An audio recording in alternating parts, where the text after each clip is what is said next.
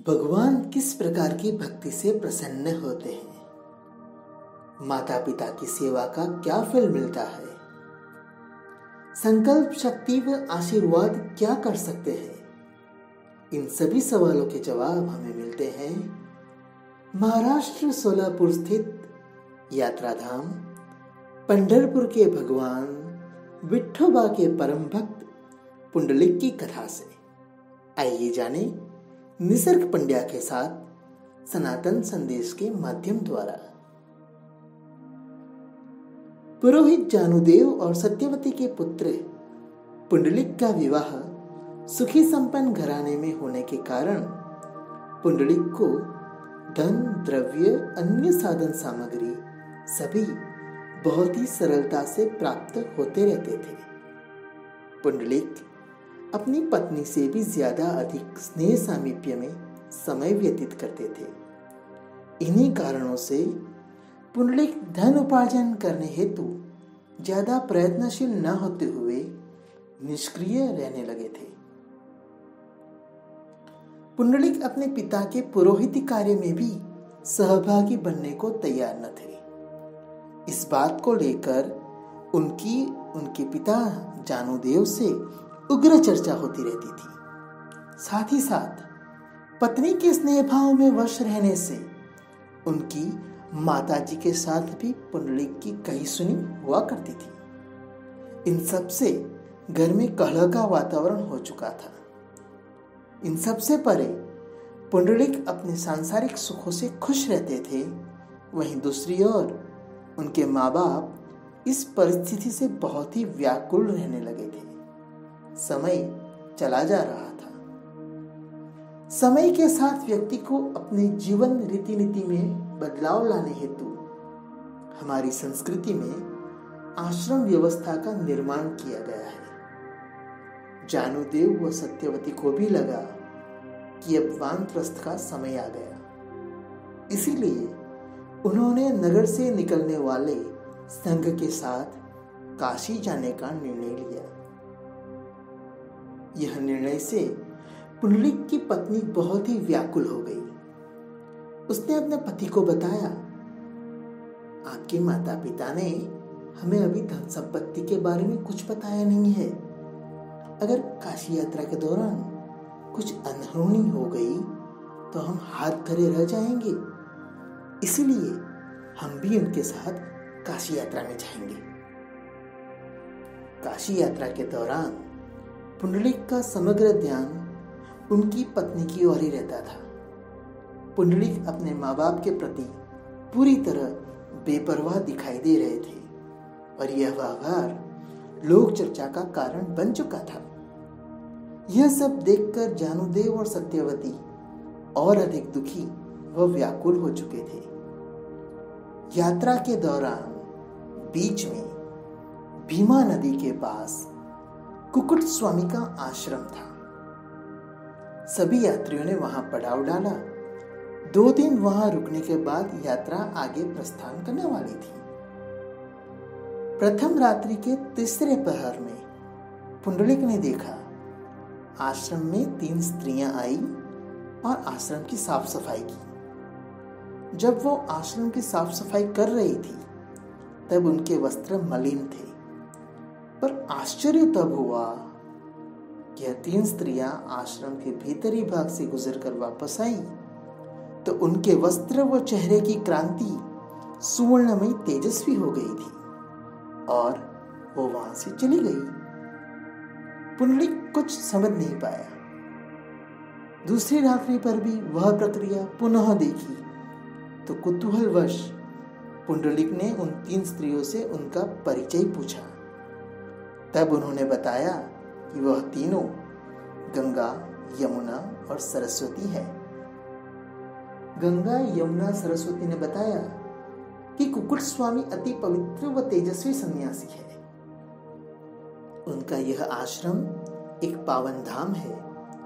हम लोकमाता कहलाती है। सभी के पाप व मलिनता दूर करती है। फलस्वरूप हमारी अपनी मलिनता बढ़ जाती है। इसी कारणवश हम पुनः पवित्र होने हेतु यह पावन धाम में आके शुद्ध हो जाते हैं। गंगा, यमुना, सरस्वती ने बात करते आगे पुंडलिक को बताया कि तुम स्वयं भी सबसे बड़े पापी हो। जो व्यक्ति अपने माँ बाप को दुखी रखता हो उसका भला क्या होगा।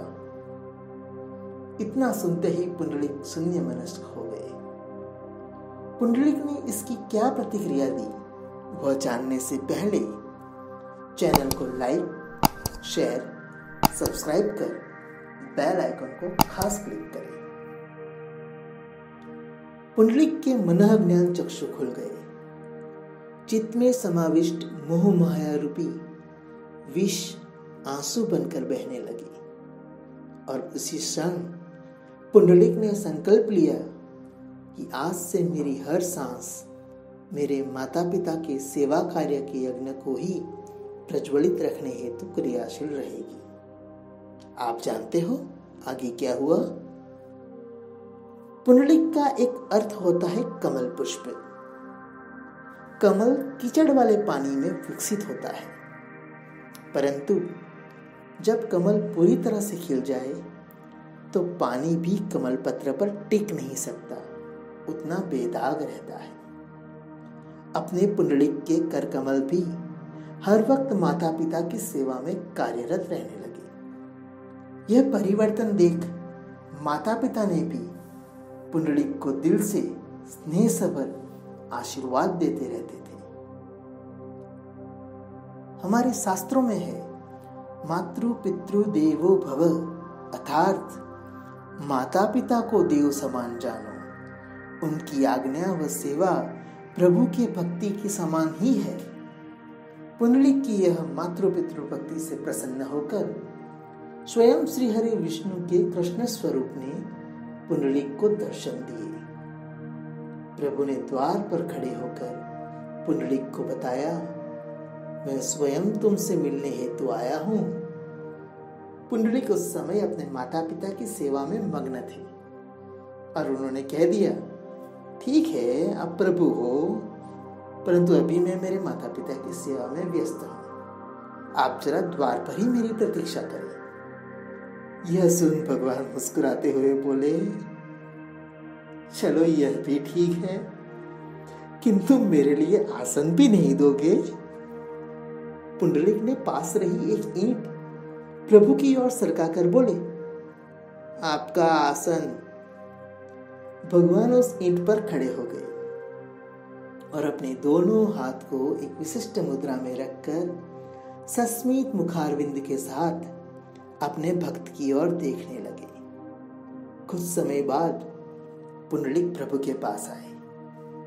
प्रभु पुंडलिक से इतने खुश थे कि सीधा वरदान मांगने को ही कह दिया। तब पुंडलिक बोले, प्रभु यहीं पर विराजमान हो जाओ, सबकी मनोकामना पूर्ण करो।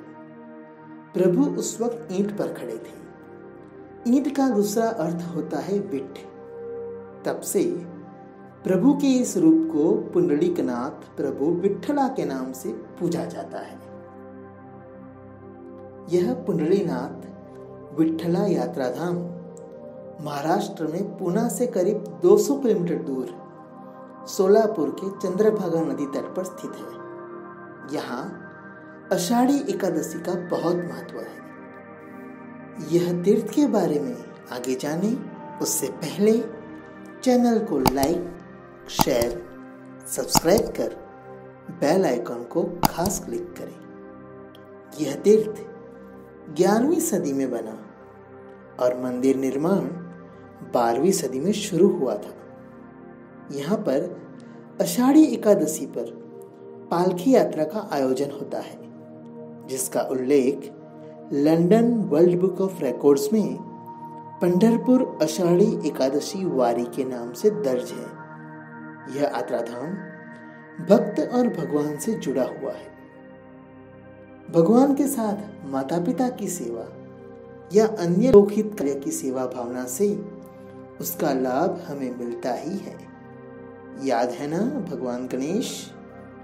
माता पिता की परिक्रमा ही पृथ्वी की परिक्रमा है, तो सोचो कितना पुण्य मिलता होगा हमें। संसार के प्रत्यक्ष देव माता पिता को अंतर्मन से खुश रखने का प्रयास करें।